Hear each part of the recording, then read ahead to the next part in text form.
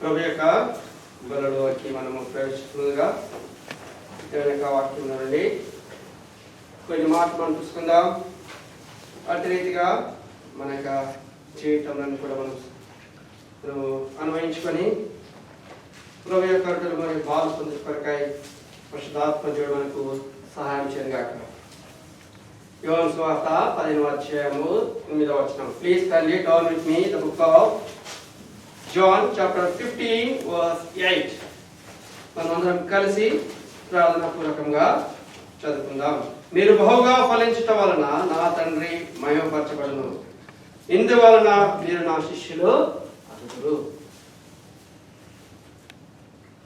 By this my Father is glorified, that you are bear much fruit, and so prove to be my disciples. ప్రార్థిస్తున్నాం. ప్రియమైన తండ్రి, మీ పాదములకు వందనాలు. దేవా, మరొకసారి మా గమనం నుండి తీసుకొచ్చి లేఖ వాటికి వందనములు. ప్రభా, మేము బహుగా ఫలించడం ద్వారా మేము మహిమపరిచేటువంటి దేవుడు కాబట్టి నాకు స్తోత్రాలు. బహుగా మేము ఫలించకుండా మా జీవితంలో ఏదైతే అడ్డుగా ఉంటుందో ప్రభా, ఈ వాక్యం ద్వారా మాతో మాట్లాడండి. తద్వారా యోగ్యంగా నీకు మనం పాలు పుచ్చుకొరకాయ మనం సిద్ధపరచవలసిన ఎక్కువచ్చు. నన్ను కూడా శ్రమించాలని మరుగుపరచండి ప్రభా. నోటి మరుగులు వాడుకుని వస్తే కూర్చో ఏస్తున్నాం తండ్రి, ఆమేన్. దయచేసి సంబంధించి ప్లీజ్ 8 యోహాను సువార్త 8వ అధ్యాయము 15:8. మీరు బహుగా ఫలించుట వలన నా తండ్రి మహిమపరచబడును, ఇందువలన మీరు నా శిష్యులు. మీరు బహుగా ఫలించుట వలన కదా, మీరు బహుగా ఫలించుట వలన నా తండ్రి మహిమపరచబడును. ఎవరు చెప్తున్నారు ఈ మాటలు?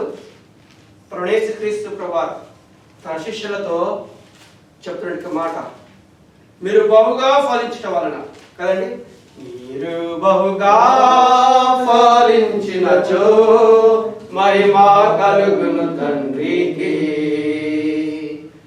ఈ రీతిగా ఫలించినచో శిష్యులై ఉండేదారు,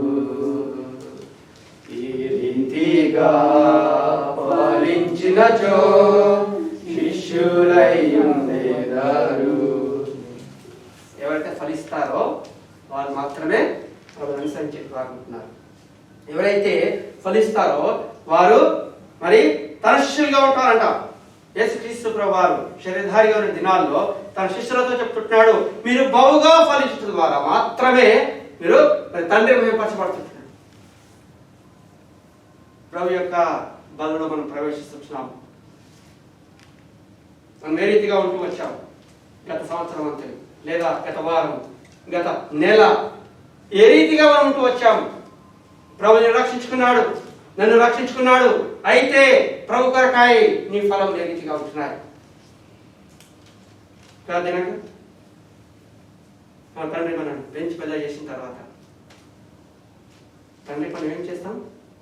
పెద్ద అయిన తర్వాత సేవ, తర్వాత ఒక ప్రయోజకుడిగా ఉన్నట్టయితేనే తండ్రి ఏం చేస్తాడు? సంతోషపడతాడు. అవునా కదా? ఈ లోక రీతిగానే ఆ తండ్రి అట్టుగా ఉన్నట్టయితే పరలోకపు తండ్రి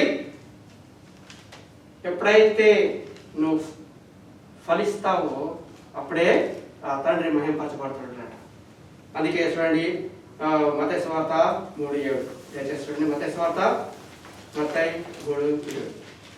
మత్తయి సువార్త, please turn with me the book of Matthew chapter 3 verse 7.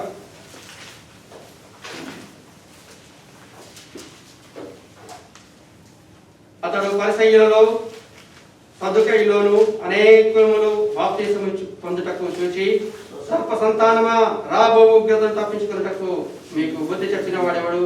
మారు మనసునకు తగిన ఫలములు ఫలించడి. బాప్తిసమిచ్చి యోహాను సెలవిస్తున్నాడు, మారు మనసుకు తగిన ఫలములు ఫలించడి. ఎందుకంటే దేవుని యొక్క ముఖ్య ఉద్దేశము నీవు నేను కూడా ఏం చేయాలి? ఫలించాలి.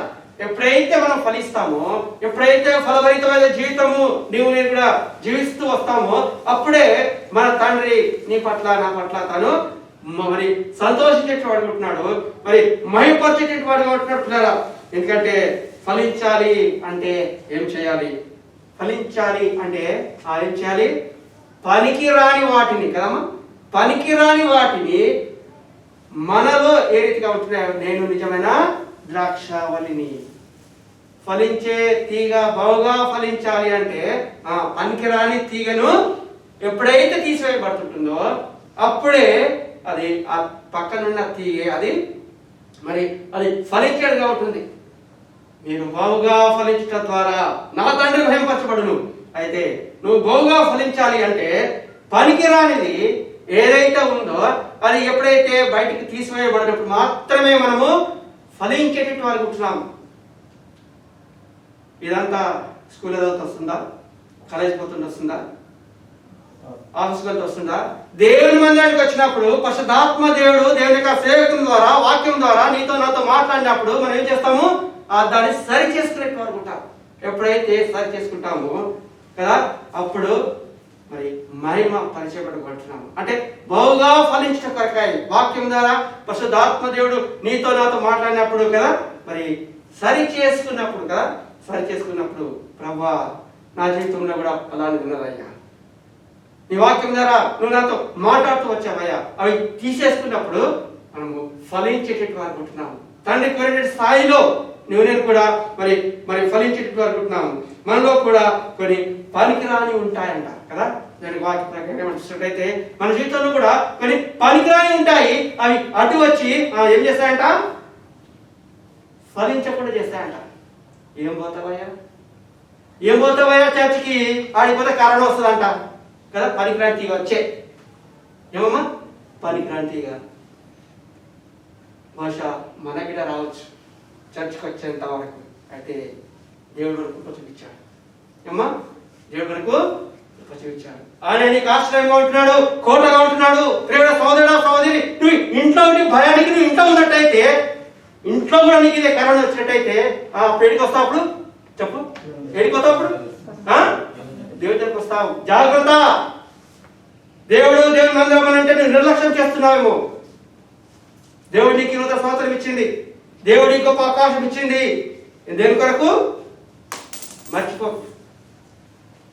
తన కొరకై ఫలభరితమైన జీవితం జీవించాలని, తాను కోరిన స్థాయిలను జీవించాలని దేవుడు నీకు చక్కని అవకాశం ఇస్తే మనం ఏం చేస్తున్నామండి? నిర్లక్ష్యం చేసి అనుకుంటున్నాము. అందుకే మారు మనసుకు తగిన ఫలములు మీరు ఫలించడి అని యోహాను సెలవిస్తున్నట్టున్నారు. అయితే రక్షించబడేటువంటి నీవు నేను కూడా ప్రభా రక్షించబడి ఇన్ని రోజులు అవుతుంది ప్రభా, నేను నీ కొరకై తగిన ఫలం ఫలించానా ప్రభా? ఒకవేళ ఫలించినట్టయితే ప్రభా నేను ఎక్కడ తక్కువ ఇస్తున్నాను ప్రభా, ఎక్కడ జారిపోయి ఉంటున్నాను ప్రభా, మీరు ఫలించకుండా ఉండడానికి ఏది అడ్డు వస్తుంది? ప్లీజ్ ప్రభు యొక్క బాల ఎదుట కదండి దేవుని చేతకు వచ్చినప్పుడు ప్రభా ప్రతి వారు కూడా కదండి ఫలించాలని ఆశపడతారు కదా. ఇప్పుడు దినాకరణ్ గారు ఏం చేస్తాడు?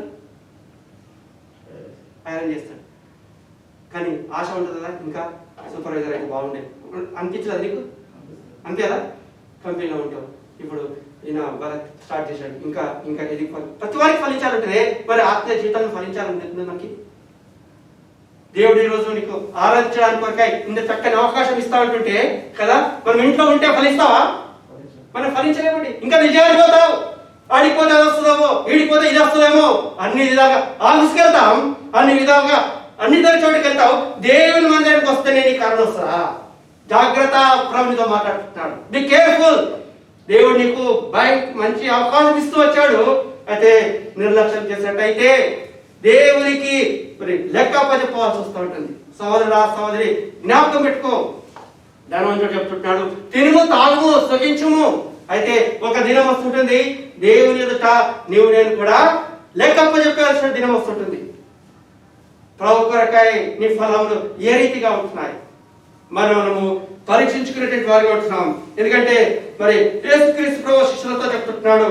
ఎందుకంటే అదే అధ్యాయంలో మనం చూసినట్టయితే కదా 13వ అధ్యాయం దగ్గరకు వచ్చేసరికి అంట యేసుక్రీస్తు ప్రభు వారితో ఎంతమంది శిష్యులు ఉన్నారు? 12 మంది శిష్యులు వస్తున్నారు. అయితే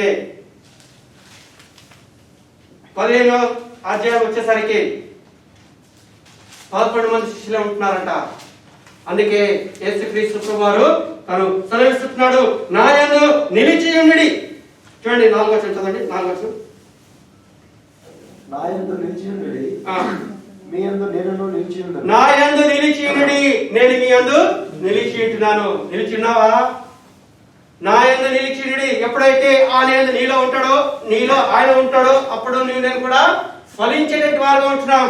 ఎందుకంటే ఆయనకు వేరుగా ఉండి నీవు నేను కూడా ఏమి చేయలేం పిల్లరా.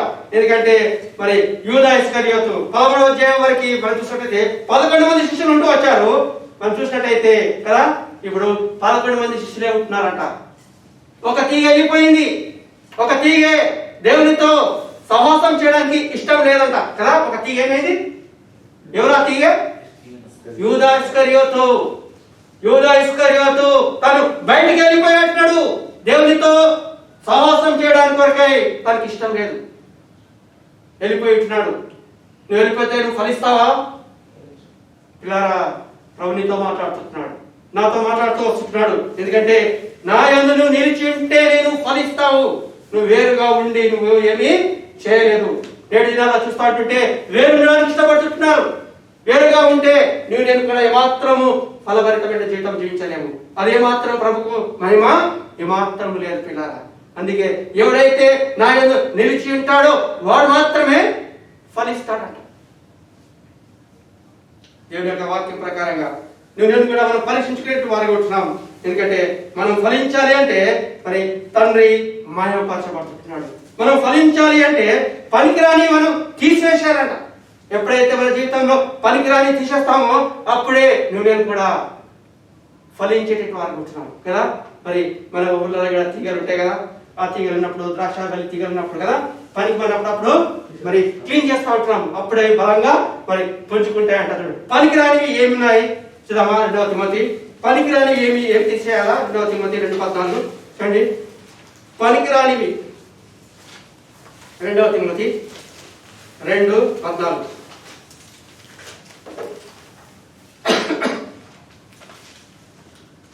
2వ తిమోతి 2:14.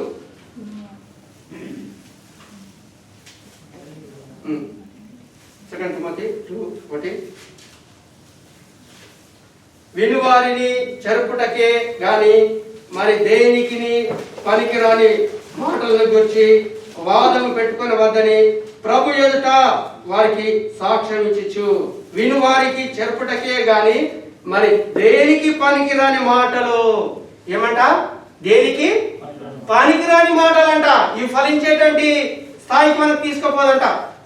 ఫలించాలి అంటే పనికిరాని తీసేయాలా? పనికిరాని ఏవి అంటే పనికిరాని మాటలు అట. చూడండి వాక్యంలో స్పష్టంగా ఉంటుంది. ఫలించాలి అంటే పనికిరాని తీసేయాలి. పనికిరాని ఏ అంటే 2వ తిమోతి 2:14 చూస్తుంటే పనికిరాని మాటలు. ఓ తిమోతి, పనికిరాని మాటలు మాట్లాడకండి. పనికిరాని మాటలు సంఘంలో మాట్లాడకండి. పనికిరాని మాటలు నీ వ్యక్తిగత జీవితంలో మాట్లాడకండి. ఎవరైతే పనికి మాల మాటలు వింటూ వస్తారో చెప్పండి ఏం చెప్పు సుస్మిత. పనికి మాల మాట విన్నారనుకో మనం చెడిపోయింది కాక తాను చెడింది కాక ఏం చేస్తారంట? పక్కన చెడగొట్టారు. అవి పనికిస్తున్నాయా? ఒక శాస్త్రవేత్త ఉన్నాడు. ఆ శాస్త్రవేత్త దగ్గరికి పరిగెత్తుకొని ఒక యవనస్తుడు వచ్చాడట. దమ్ము వస్తుందంట, ఏదో చెప్పాలని. అయితే తన పేరు ఏదో ఒకటి ఉంది, మర్చిపోయాను పేరు.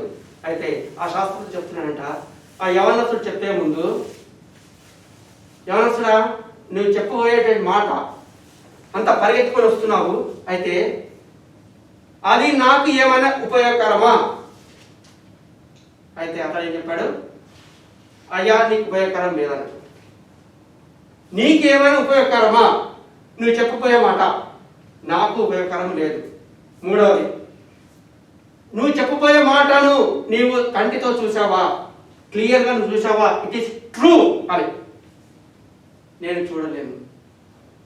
అరే బుద్ధిహీనుడా, నీకు ఉపయోగం లేదు, నాకు ఉపయోగం లేదు, నువ్వు చూడలేవు. ఆ పనికిరాని మాట నాకెందుకు చెప్తున్నారా? నేటి దినాల్లో ఇదే జరుగుతుంది. పనికిరాని మాటలు విని నష్టపోతుంటున్నాము. అందుకే ఫలించలేకపోతుంటున్నాం. మారు మనసుకు పైన ఫలించలేడు. అందుకే నేను బాగా ఫలించడం ద్వారా నా తండ్రి మహిమపరచబడుతున్నాడు. అయితే ఒక్క మాట మనం చూస్తుంటాం, ఎక్కువ సమయం లేదు, మనం ముగించుకుంటాం. ఇక్కడ ప్రభు యొక్క బలలో మనం ఫలిస్తూ పాల్గొందే ముందు ప్రభు అంటున్నాడు, నువ్వు ఫలభరితమైన జీవితం మనం జీవిస్తున్నామా. ఫలించాలి అంటే పనికిరాని మనం తీసేసుకోవాలి.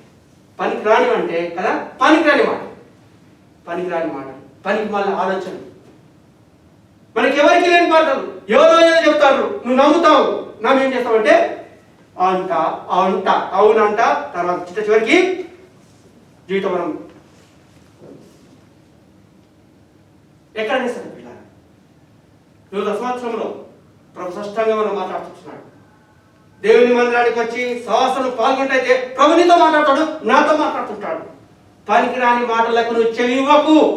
ఎక్కడైనా నీ ఆఫీస్ అయినా పట్టింది, వ్యక్తుల జీతం అయినా పట్టింది కదండి. పనికిరాని మాటలు విని మనం ఏం చేస్తున్నామంటే ఫలించలేకపోతున్నాం. అందుకే నువ్వు ఫలించలేకపోతే ఏం చేస్తాం, ఏం చేయబడతాం, మనం రానున్న దినాలు మనం చూస్తాము. ఫలించలేకపోతే ఏం చేస్తాము, కొట్టివేయబడతావు. ఫలించలేకపోతే తొక్కబడతావు. ఫలించలేకపోతే నరికివేయబడతావు. ఫలించలేకపోతే అగ్నిలో వేయబడతావు. You have to examine our self. ఎందుకంటే తిమోతితో చెప్తున్నాడు పౌలు, పనికి మారిన వాటి అని మీరు తీసివేయాలి, అవని వినువారిని చెరుపుటకే, అవి మాత్రము కాదు. మరి ఎటువంటి పనికిరాని మాటలంట, రండి సంఖ్యాకాండము 12:1. సంఖ్యాకాండము 12:1. పనికిరాని మాటలు చూద్దాం. పనికిరాని మాటలు ఏంటి? 12:1. 12:1 చదువుతారుగా. సంఖ్యాకాండము 12:1. నంబర్స్ 12:1. త్వరగా చదవండి.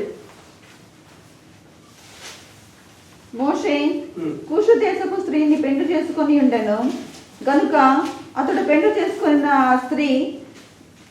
ఆ స్త్రీని బట్టి మిరియాము అహరోనులు అతనికి విరోధముగా మాట్లాడిరి. చాలండి, విరోధంగా మాట్లాడుతూ వచ్చారు. ఎవరు? అహరోను, మిరియాములు మోషేకు విరోధముగా మాట్లాడుతూ వచ్చారు. పనికి వాళ్ళ మాటలు అనగా ఇవే, విరోధంగా. ఒకరి మీద ఒకరు మనము విరోధంగా మాట్లాడకూడదు. అది పనికిరాని మాటలు. దాన్ని బట్టి మన జీవితంలో ఏమాత్రము ఫలములు ఫలించలేనటువంటి జీవితములకు మరి దారి తీస్తుంది పిల్లరా.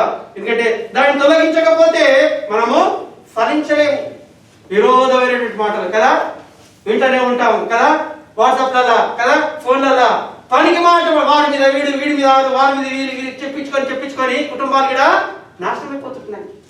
సంఘాలు కూడా మరి దిగజారిపోతుంటున్నాయి, నాశనం అయిపోతుంటున్నాయి. నీకు పని లేదు, ఇతరునికి పని లేదు. ప్రియుడా సోదరుడా సోదరి, మనం ఏం చేయాలి? పరీక్షించుకోవాలి. ఇక్కడ మనం చూసినట్టయితే అహరోను మిరియాములు కూడా మోషేకు విరోధంగా మాట్లాడుతూ వచ్చారు. దానికి కారణం బట్టి ఇప్పుడు ఏమైందంటే కదా, చూడండి 4వ వచనం చదవండి. 4వ వచనం 12:4. యెహోవా మీరు ముగ్గురు ప్రత్యక్షపు గుడారమునకు రండని హఠాత్తుగా మోషే అహరోను మిరియాములకు ఆజ్ఞాపించెను. చాలు, చూడండి, దేవునికి తెలిసింది. దేవుడు చెప్పాడు, రండి అయ్యా రండి, నా సేవకుడు మోషే మీద నువ్వు విరోధంగా మీరు మాట్లాడుతూ వచ్చారు కదా అని చెప్పేసి ఆ ముగ్గురిని పిలిచారంట. నమ్మరని ఎవరు పిలిచాడు? మోషేను, తర్వాత మోషేను, అహరోనును, మనందరికి తెలుసు కదా. చూడండి, విరోధంగా మాట్లాడని బట్టి వాళ్ళ యొక్క సంఖ్య తారుమారైపోయింది. ఎవరు పెద్దోళ్ళు? మరి ఎవరు పెద్దోళ్ళు? మిరియాము కదా, మిరియాము పెద్దది, తర్వాత అహరోను, తర్వాత మోషే చిన్నవాడు. ఇప్పుడు దేవుడు ఎవరు పిలుస్తున్నాడు? మొదటిగా ఎందుకొరకు? విరోధంగా మాట్లాడని బట్టి వెనుకాడిపోయినట్టు పిల్లారా. అర్థమైందని చెప్పిన మాట. మోషే చిన్నవాడు, ఇప్పుడు మోషే ఫస్ట్ లిస్ట్ వచ్చాడు. విరోధంగా మాట్లాడి వాళ్ళ విలువలు ఏం చేస్తున్నారు? ఇప్పుడు చెప్పు, వాళ్ళ విలువ పెరిగిందా? తగ్గిపోయింది. విరోధమైన మాటలు, పనికి మాల మాటలు. బహుగా నువ్వు ఫలించాలని ప్రభు ఆశించింది. బహుగా నువ్వు ఫలించాలంటే పనికి మాలని తీయాలి. పనికి మాల తీయాలంటే ఏమంటే పనికి మాల మాటలు. పనికి మాల మాటలు అంటగా విరోధంగా, ఎవరి మీద విషయం కదా మనం ఏం చేయాలి? విరోధంగా మాట్లాడకూడదు. నీకు తెలిసినట్టయితే వ్యక్తిగతంగా వెళ్ళు మాట్లాడు. ఒకవేళ సరి చేసుకోవడానికి ఇష్టం లేకపోతే మౌనంగా ప్రార్థించి కదమ్మా. ఫలించాలి అంటే పనికి మాల విరోధమైన మాటలు. చూడండి, మిరియాము విరోధంగా మాట్లాడి ఏం చేసింది? కిందికి రండి. కింది కాండి 10 చదవండి. 12 మేఘమును ఆ ప్రత్యక్షపు గుడారము మీద నుండి ఎత్తబడెను. అప్పుడు మిరియాము హిమము వంటి తెల్లని కుష్టు గల దాయను. అహరోను చాలు. విరోధంగా మాట్లాడిన బట్టి కుష్ఠరోగం తెచ్చుకుందంట. దేవుని యొక్క శాపానికి గురవుతూ వచ్చింది మిరియాము. మోషే నా ఇలాంటిలో నమ్మకమే వాడు ఉంటున్నాడు, అతని మీద నువ్వు చెప్పుటకు నీ నోరు ఎలా వచ్చింది? ప్రియారా, మిరియాముకి ఇప్పుడు కుష్ఠరోగం వచ్చింది. మిరియాం కుష్ఠరోగం వచ్చింది. దాన్ని బట్టి ఇప్పుడు అహరోను ఏం చేస్తున్నాడు? 11 చూడండి, 11 చూడండి, 12 11 గట్టి చదువు. అహరోను, అయ్యో నా ప్రభువా, మేము అవివేకులం, పాపులమైన మేము చేసిన ఈ పాపమును మా మీద మోపవద్దు. తప్పు ఎవరు చేసినారు? ఇప్పుడు మిరియాము చేసింది. మిరియాము మోషేకు విరోధంగా మాట్లాడింది. తప్పు చేసినామనేటువంటి ఆ యొక్క హృదయం కూడా, పశ్చాత్తాప హృదయము మిరియాముకు లేదంట. అహరోనే దేవుని పక్షంగా పోరాడుతున్నాడు అంటే అయ్యో ప్రభా, మా మీదకి పాపము మోపవద్దు. ఎప్పుడైతే మోషే తెలుసుకున్నాడో, మోషే వారి పక్షంగా మొరపెట్టినప్పుడు మిరియాము స్వస్థ పొందుతాడంట. అంటే తప్పు చేసి వార్త వేయబడిన మనస్సాక్షి కలిగి ఉన్నట్టయితే వాళ్ళు తప్పును ఒప్పుకోరంట. అహరోను అయ్యో దేవా కనికరించి వారిని ఒప్పుకుంటున్నాడు, కానీ తప్పు చేసినటువంటి మిరియా మాత్రము ఒప్పుకుంటలేదు. దేవుని వాక్యం సెలవిస్తా ఉంటుంది ఏమని? అతిక్రమం దాచిపెట్టేవాడు వరదిలడు, ఒప్పుకొని వదిలిపెడితే నువ్వు కనికరం పొందుతావు. ఆనాడు నుంచి కూడా కదా తప్పు చేసింది ఎవరు? అవ్వ. మన అవ్వ ఒప్పుకుందా? అప్పుడే ఒప్పుకుంటే ఇక అంతా ఏషం ఉండకుండే. ఆ రోగమే అంటువ్యాధి, కరోనా కంటే భయంకరమైన రోగం ఇది కదా. ఏం రోగం అది? విరోధంగా మాటలు, పనికి మన మాటలు. అప్పుడు అవ్వ ఒప్పుకోలేదు, ఇప్పుడు ఈ అవ్వ కూడా ఒప్పుకోలేదు. ఎవరు? మిరియాము. దేవుని యొక్క శాపానికి గురైతే వచ్చింది. విరోధంగా నీవు నేను కూడా ఎట్టి పరిస్థితిలో కూడా మరి మాట్లాడకూడదు. పనికి మాట తీసివేస్తే ఏం చేస్తా చెప్పండి? పనికి మాటలు తీసేస్తే ఫలిస్తాం. చూడండి, చివరికి ఒక మాట చూద్దామండి. యెషయా 59:4. యెషయా 59:4. యెషయా 59:4. యెషయా 59:4. నీతిని బట్టి ఎవడును సాక్ష్యము పలుకడు, సత్యమును బట్టి ఎవడును వ్యాజ్యమాడడు. అందరూ వ్యర్థమైన దాన్ని నమ్ముకొని మోసపు మాటల్లో వ్యర్థమైన వాటిని నమ్ముకొని మోసపోతుంటున్నారు. వ్యర్థమైన వాటి పనికిరాని మాటలు కదండి. స్పష్టంగా దీని వాక్యం మనకు మాట్లాడుతుంది కదా భరత్. పనికి మాటలు మాట్లాడి నమ్ముతారంట చాలా మంది పనికి మాటలు నమ్మి మోసపోతుంటున్నారు. ప్రభు యొక్క బలమైన పాల్పడుతున్నాం. పరీక్షించుకున్నారు, బాగుగా ఫలించాలి. నేను కూడా మనం ఫలించుతారనే ప్రభు మహింపరచబడతాడు. రండి ప్రార్థన చేసుకుందాం. తల మంచండి. ప్రభు నీతో నాకు మాట్లాడుతున్నాడు. ప్రభా, నేను నీ కొరకై నేను ఫలించాలని ఇష్టపడుతున్నాను. అయితే పనికిరాని నా జీవితంలో అడ్డుగా వస్తున్నాయి. ప్రభా, దయతో నన్ను తీసివేయి ప్రభా. వ్యర్థంగా నేను మాట్లాడుతూ వచ్చాను, విరోధంగా మాట్లాడుతూ వచ్చాను. మిరియాము అనే ప్రభా నా హృదయం కట్టం చేసుకున్నట్టు ప్రభా నీ సన్నిధిలో నేను ఒప్పుకుంటున్నానయ్యా. తెలియని సహోదరుడు ఎక్కడినప్పటికీ నేను వాక్యం ఉన్నట్టయితే నువ్వు ఫలించాలి అంటే ఏం చేయాలి? పనికి మాల తీసేయి. పనికి మాల అంటగా పనికి మాల మాటలు. నీతోటి సహోదరికి విరోధమును మాట్లాడకు, నీతోటి సహోదరికి విరోధమును మాట్లాడకు. ప్రభు యొక్క మనం పాల్పొందుతున్నాం. ప్రభా నా హృదయాన్ని సరిచేయ. ఒక 2 క్షణాలు మౌనంగా మన హృదయాన్ని పరీక్షించుకొని యోగ్యంగా ప్రభు యొక్క పాల్పొందుటకై ప్రభువుకు సాయం చేయండి.